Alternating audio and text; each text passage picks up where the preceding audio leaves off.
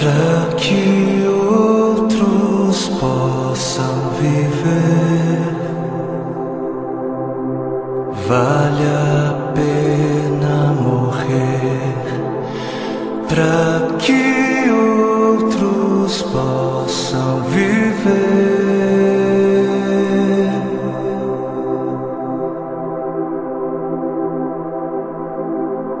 Para que outros possam sorrir. Vale a pena chorar para que outros possam viver.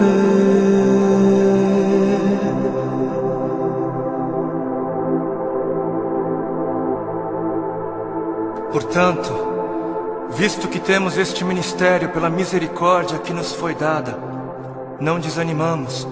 Antes, renunciamos aos procedimentos secretos e vergonhosos, não usamos de engano, nem adulteramos a palavra de Deus.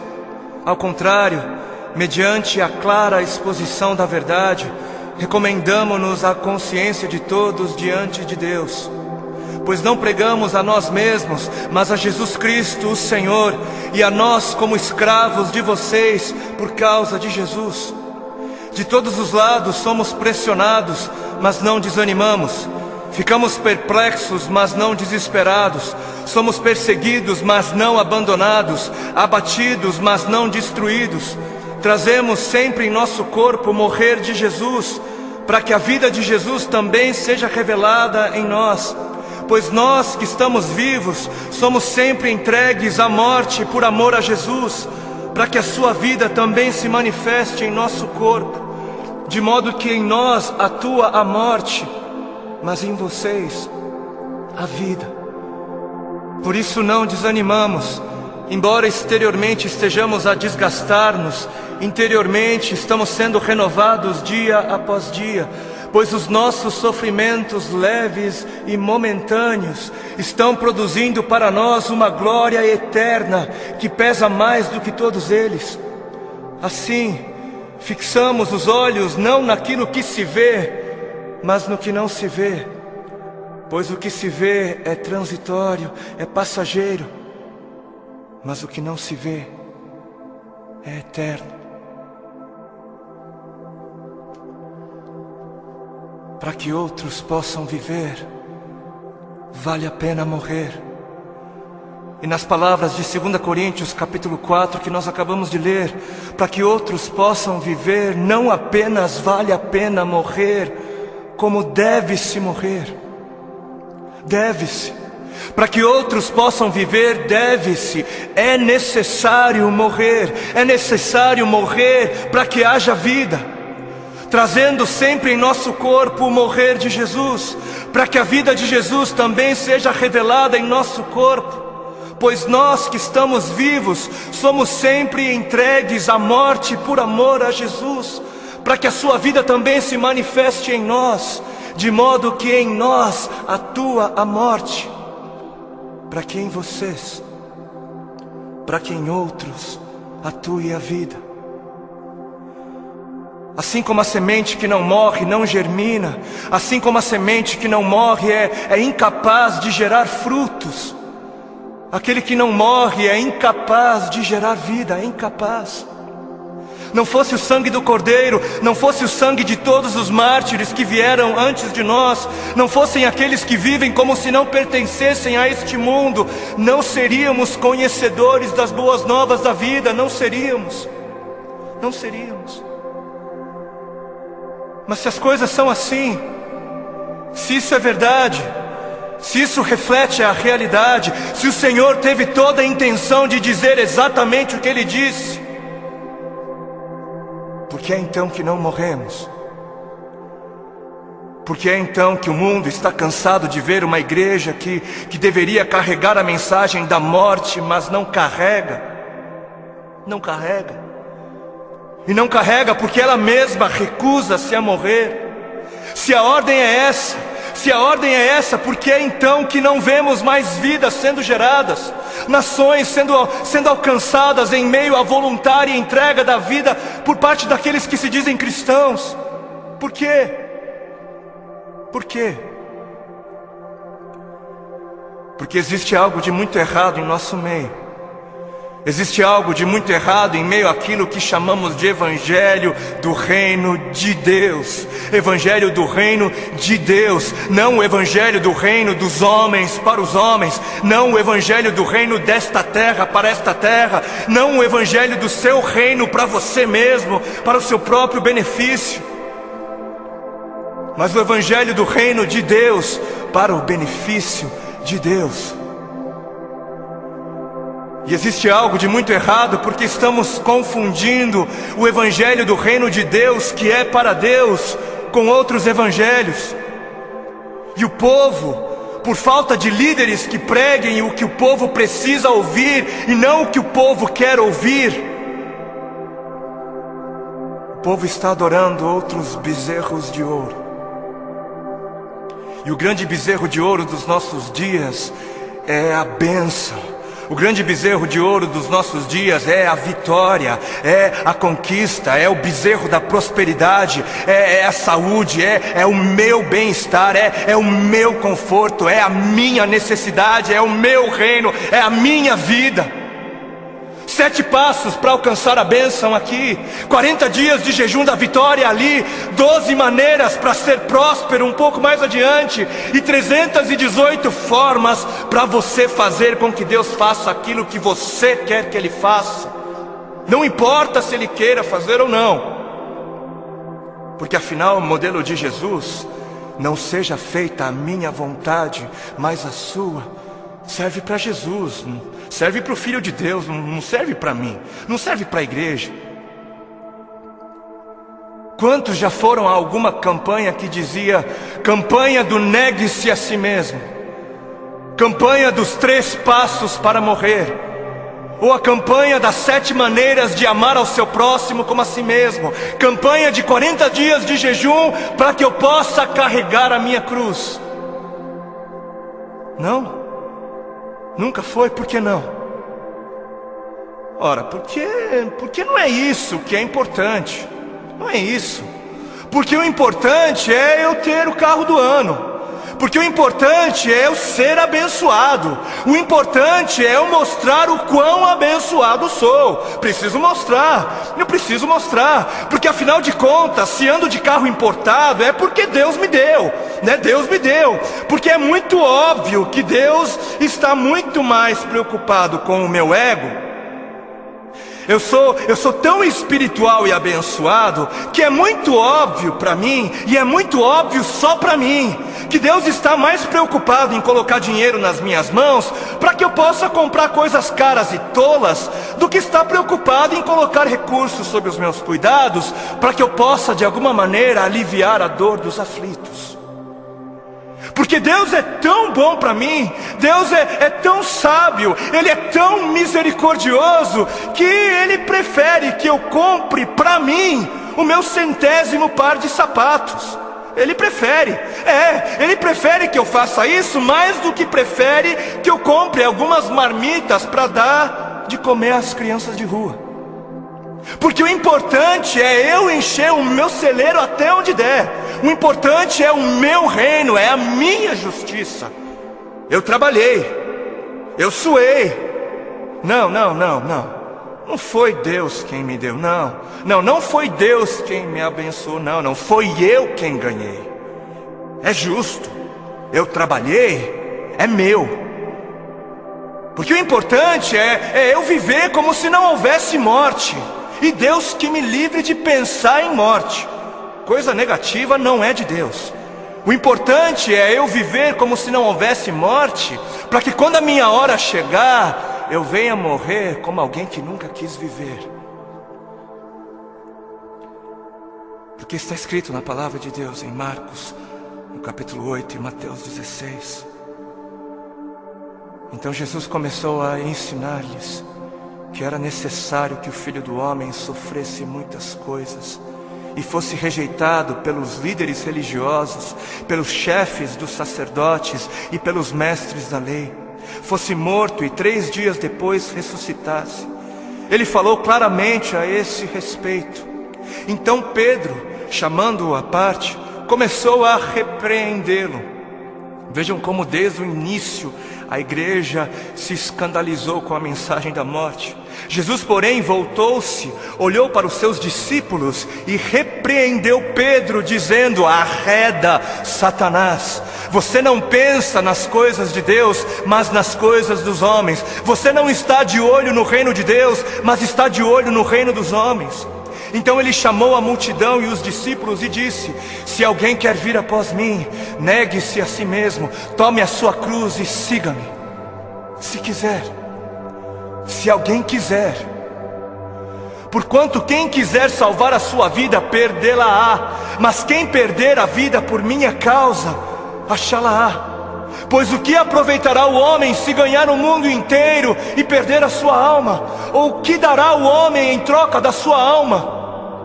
Porque o Filho do Homem, o Filho de Deus, há de vir na glória de seu Pai. Ele há de voltar com os seus anjos, e então retribuirá a cada um conforme as suas obras.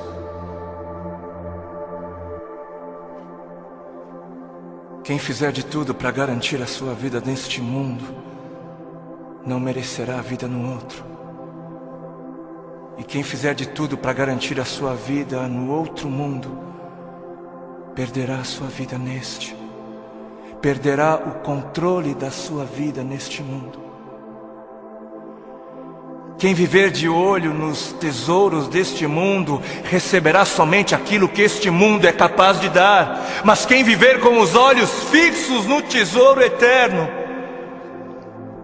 este receberá, este haverá de receber aquilo que a eternidade tem para dar. Entendam algo. Sabem por que existem religiosos fanáticos que se matam, que se suicidam, que dão as suas vidas para serem destruídas? Sabem por quê? Porque eles estão pensando na eternidade, eles estão de olho na eternidade. E sabe por que você se recusa a negar-se a si mesmo e entregar o controle da sua vida a Deus? Porque você está pensando demais nesta vida. E mais, sabem por que é que estes fanáticos acabam dando as suas vidas?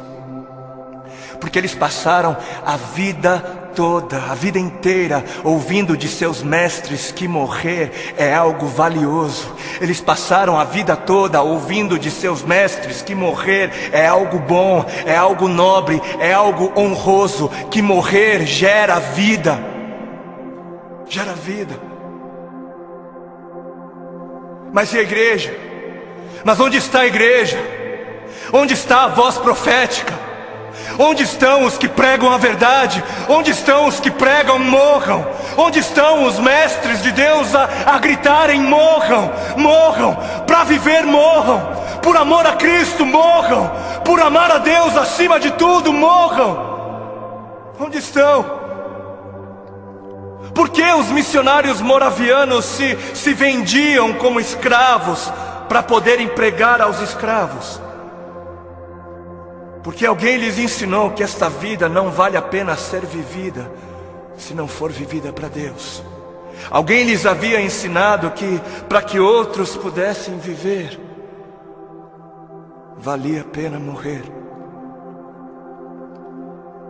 Enquanto muitos parecem estar fascinados demais com mestres que pregam apenas vida nesta vida, mestres que distorcem o significado de vida em abundância. Apesar disso,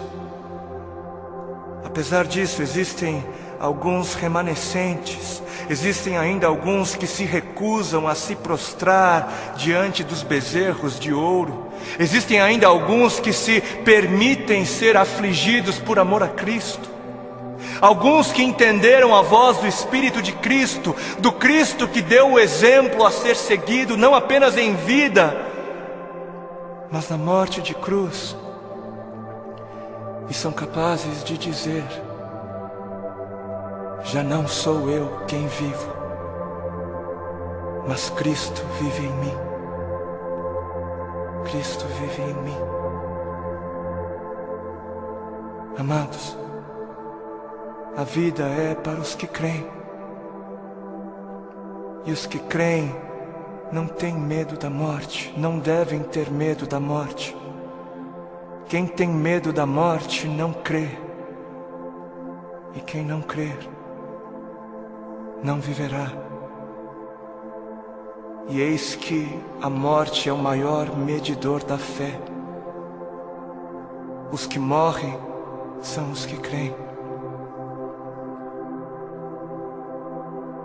E termino com um texto bíblico que está em 2 Timóteo, capítulo 4, nos versículos 2 ao 4. Diz assim: pregue a palavra, pregue a palavra, esteja preparado a tempo e fora de tempo, repreenda, corrija, exorte com toda a paciência e doutrina. Por quê? Porque chegará o tempo em que não suportarão a sã doutrina, chegará o tempo em que não suportarão os caminhos de Deus, os pensamentos de Deus. Ao contrário, sentindo coceira nos ouvidos, juntarão mestres para si mesmos, segundo as suas próprias cobiças. E estes se recusarão a dar ouvidos à verdade. Arrependam-se, porque está próximo o reino dos céus. A Bíblia, a palavra de Deus, tem uma mensagem para você. Deus tem uma mensagem para você. Uma mensagem de amor e de esperança. Uma mensagem que atravessou os séculos, que atravessou a história. Uma mensagem que sobreviveu às perseguições, sobreviveu em meio ao martírio de homens e mulheres que deram as suas vidas por amor ao Deus desta mensagem. Uma mensagem tão poderosa e convincente que mudou o curso da humanidade, mudou corações de homens e mulheres perdidos, transformou circunstâncias, transformou nações. Uma mensagem tão poderosa e carregada de autoridade divina, que tem poder para mudar a sua história, que tem poder para mudar o seu coração e que tem poder para mudar a sua eternidade. Durante milhares de anos, Deus fez questão de proteger a sua mensagem para que ela pudesse chegar até você. E você pode ter certeza de que Ele teve poder de sobra para proteger o conteúdo da mensagem, ou Ele não seria Deus. E ao ouvir a mensagem, você terá de fazer algo. Você terá de responder a ela. Você terá de responder a Deus. E você terá duas escolhas. Ou a sua resposta será sim, ou será não. Ou você aceitará a mensagem de Deus para a sua vida, ou você irá rejeitá-la. Mas que mensagem é esta? Que mensagem é esta que Deus teve o cuidado de guardar até os dias de hoje? A mensagem diz respeito a quem Ele é. E a Bíblia diz que Ele é amor. Ele diz que te ama. Ele te ama.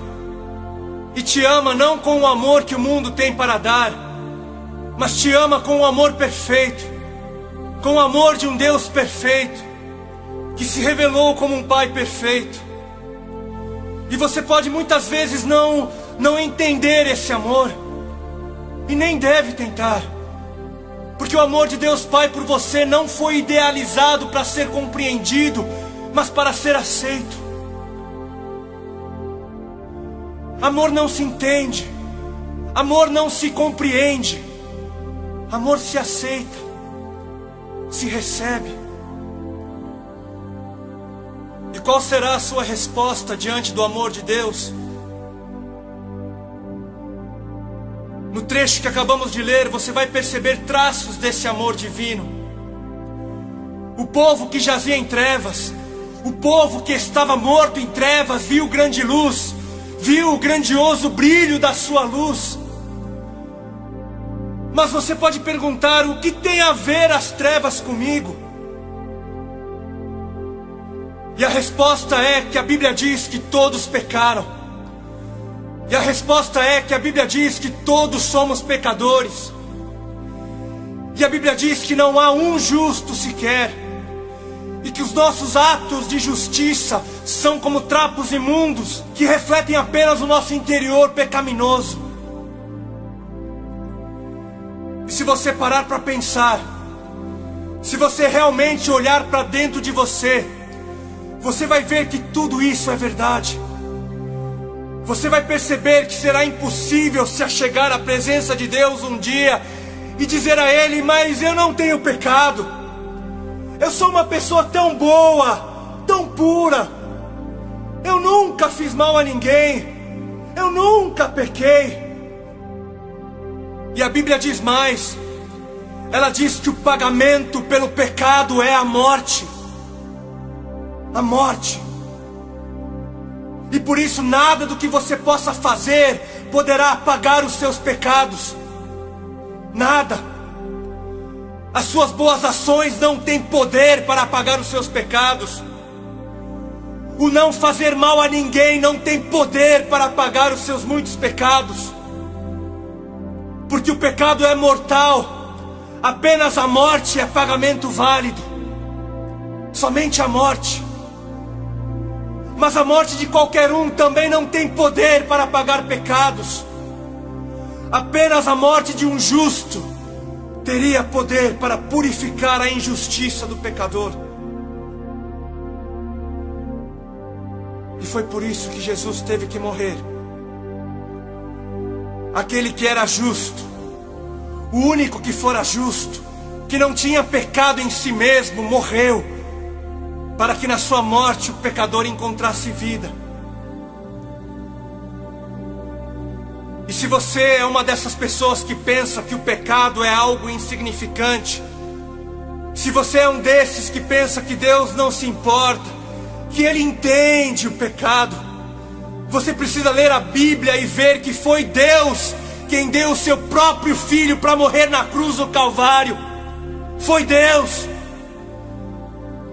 Se Jesus morreu na cruz do Calvário, não foi porque homens ou demônios tramaram contra Ele, mas porque Deus assim planejou desde o princípio, e foi Deus quem permitiu que assim acontecesse. Quem matou Jesus? Deus matou a Jesus. E por quê? Foi por causa dos nossos pecados. Se isso não revela o tamanho da gravidade do pecado, eu não sei o que fará. E se Deus não poupou o seu próprio Filho, por que Ele deveria te poupar? Mas o que é pecado então? O que é pecado? Todas as vezes que você disse não a Deus, você pecou. Todas as vezes que você deixou de reconhecer aquele que te criou, você pecou. Todas as vezes que você agiu como se Deus não existisse, você pecou. A cada momento que você vive apenas para você e somente para você, e não vive para Deus, você está pecando. Ou você não sabia que a sua vida não te pertence? Ou você não sabia que a morte a qualquer momento pode tirar de você a sua vida? Foi por isso que a luz teve que brilhar sobre as trevas do pecado. Foi por isso que Deus teve que intervir e entrar em nossa escuridão. Sem a luz nem perceberíamos o quanto estávamos perdidos. Mas por amor, Ele brilhou. E quando a luz brilhou, quando Jesus brilhou, Ele brilhou dizendo: arrependam-se, arrependam-se, arrependam-se, porque perto está o reino dos céus. Arrependam-se, porque perto está a hora quando não mais poderão se arrepender. Arrependam-se, porque perto está a hora quando todo pecado será julgado e com ele o pecador. Arrependam-se, porque perto está a hora quando Deus se levantará em glória, poder e majestade, e todos o verão e dirão: Santo, Santo, Santo é o Senhor, o Todo-Poderoso. A mensagem pode parecer dura, e você pode até dizer: mas onde está esse Deus de amor? Que mensagem dura! Onde está o Deus de amor? Eu quero o Deus de amor. Mas o Deus de amor está no mesmo lugar onde se encontra o Deus da santidade, da justiça. O Deus de amor se encontra no mesmo lugar onde está o Deus da verdade. Porque o Deus que é amor é o Deus que é santo. Porque o Deus de amor é também o Deus da verdade. E que amor diria que tudo está bem quando tudo na verdade não está? Que amor trairia com uma mentira que levaria à morte? Que amor não ensinaria o caminho da vida? O Deus de amor não mascara a realidade. Deus não é mentiroso. E quando Ele vê que alguém está em trevas, Ele diz: arrependa-se. Ele avisa. É por amor que Ele avisa. Ensina. E o que é arrependimento? Arrependimento não é remorso. Arrependimento não é peso na consciência. Arrependimento não é sentimento de culpa. Nada disso leva a mudança de vida. Arrependimento é uma mudança das trevas para a luz. Arrependimento é viver dizendo não ao pecado. Arrependimento é viver dizendo não para você mesmo. Arrependimento é viver dizendo sim para Deus.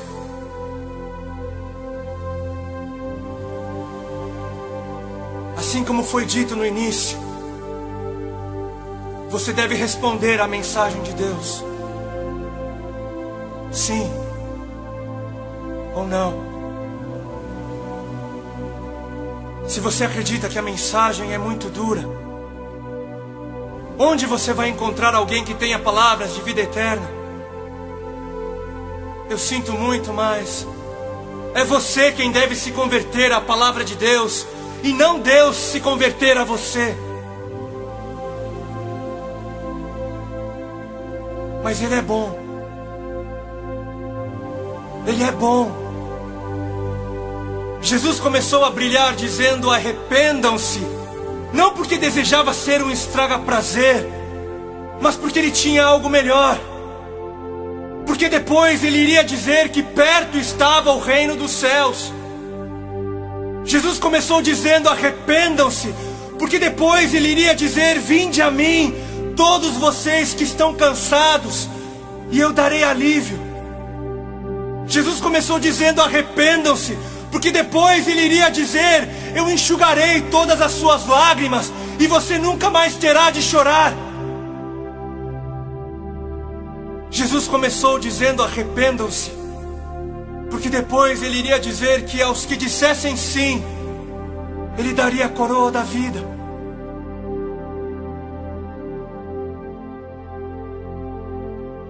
E agora chegou o momento de você responder. Qual será a sua resposta diante de Deus?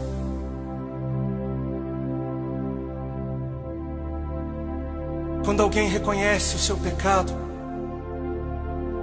quando alguém reconhece que não é tão bom assim, então este alguém está a um passo de ter um encontro com o Senhor. E quando alguém que pensava ser tão indigno, quando alguém que acreditava que o seu pecado era tão grande e imperdoável, mas encontra na cruz um poder muito maior, mas encontra na cruz o amor de Deus, este alguém também está a um passo de ter um encontro com o Senhor. Se você é este alguém, venha para o Senhor. Ele vai te aceitar. Se você compreendeu, se você quer dizer sim a Deus, então venha. Arrependa-se e passe a viver dizendo sim a Deus. Arrependa-se e busque saber o que Deus tem a dizer em sua palavra. Arrependa-se e passe a viver junto com aqueles que disseram sim ao Senhor. Deus te abençoe.